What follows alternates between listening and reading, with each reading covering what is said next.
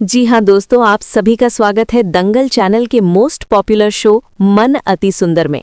हम देखेंगे कि मित्तल भवन के आंगन में आज कुछ अलग ही हलचल थी। चारों ओर रंगों की थालियां सजी थीं और माहौल में प्रतियोगिता का तनाव साफ महसूस हो रहा था। आज रंगोली की परीक्षा थी, एक ऐसी परीक्षा जो सिर्फ कला नहीं बल्कि धैर्य और किस्मत भी परखने वाली थी। राध्या जमीन पर बैठी रंगों को ऐसे छू रही थी जैसे वे उसके अपने हों।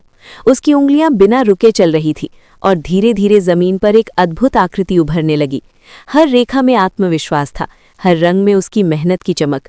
वो जानती थी कि ये मौका उसकी जिंदगी का रुख बदल सकता है। कुछ दूरी पर निहारिका भी अपनी रंगोली में जुटी थी, लेकिन उसका मन बार बार भटक रहा था। उसकी आंखें अपनी कलाकृति से ज्यादा राध्या की ओर खिंच जाती थी। जैसे जैसे राध्या की रंगोली संवर रही थी, निहारिका की बेचैनी बढ़ती जा रही थी। उसे साफ महसूस हो रहा था कि इस बार मुकाबला उसके हाथ से फिसल सकता है। आंगन के एक कोने में दादी चुपचाप खड़ी थीं। उनकी निगाहें हर हरकत पर थीं।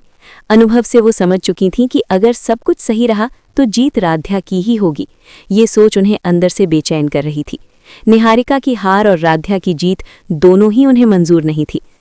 जैसे ही राध्या ने अपनी रंगोली को अंतिम रूप देना शुरू किया, दादी ने मीठी आवाज में उसे बुलाया। उन्होंने कहा कि रसोई में अचानक कुछ गड़बड़ हो गई है और राध्या के बिना काम नहीं चलेगा। बड़ों की बात टालना राध्या की आदत में नहीं था। वो बिना किसी शंका के अपनी अधूरी रंगोली छोड़कर दादी के साथ चली गई। पीछे रह गया आंगन और वहीं दादी ने अपना असली रंग दिखाया। उन्होंने बड़ी चालाकी से रंगों की थालियां उलट दी, पानी गिराया और कुछ ही पलों में खूबसूरत कलाकृति को मिट्टी में मिला दिया। फिर ऐसे निशान साफ किए मानो वहां कभी कुछ बना ही ना हो। जब प्रतियोगिता के निर्णायक और परिवार के सदस्य निरीक्षण के लिए पहुंचे तो सबकी निगाहें राध्या की जगह पर टिक गईं। वहां ना कोई डिजाइन था, ना कोई रंगोली, बस सूनी जमीन। सब हैरान थे।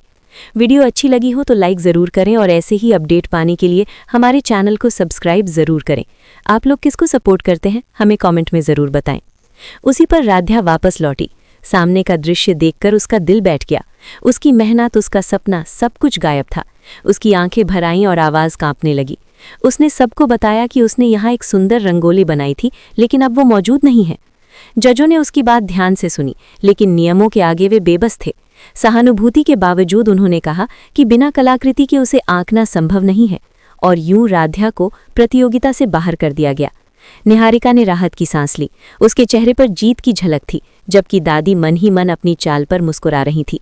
उन्हें लगा कि अब राध्या टूट चुकी होगी, लेकिन किसी ने ये नहीं देखा कि राध्या की आंखों में बहते आंसू कमजोरी नहीं थे।